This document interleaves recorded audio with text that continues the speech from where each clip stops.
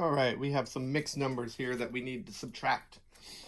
Remember, mixed numbers have fractions attached to a whole number, and whenever we add or subtract fractions, we need to have common denominators. Before I start a problem like this, I like to separate the whole number from the fraction. So we have 3 and 1/5. 3 is the whole number, 1/5 is the fraction, 2 and 7/8. Separated the 2 from the 7/8 here. And then we're going to subtract. Remember, we always start on the right-hand side when we subtract. 1/5 take away 7/8. We want this to be an easy process, but unfortunately, with adding or subtracting fractions, you have to have common denominators. 8 and 5, the least common denominator you can make is 40. So we're going to multiply these denominators by themselves. And whatever you multiply the denominator by, you have to multiply the numerator by.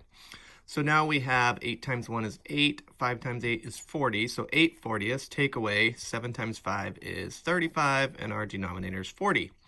So here we have a problem where 8 take away 35. Well, if we start with 8 and try to take away 35, it doesn't work. We can't do that.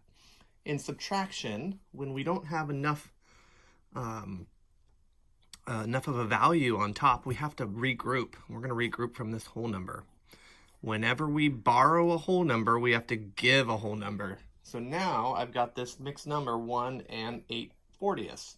And I want that to be a fraction again. So I'm going to times add, turn this back into a fraction, an improper fraction because it has the whole number of 1. 40 times 1 plus 8 is 48. Denominator stays the same. And now instead of 8 take away 35, we have 48 take away 35.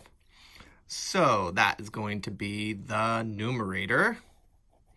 Denominator always stays the same, and subtract there and you got 0. And remember, we don't need 0 to show 0 as a whole number, so our fraction is something over 40. And please remember to always simplify.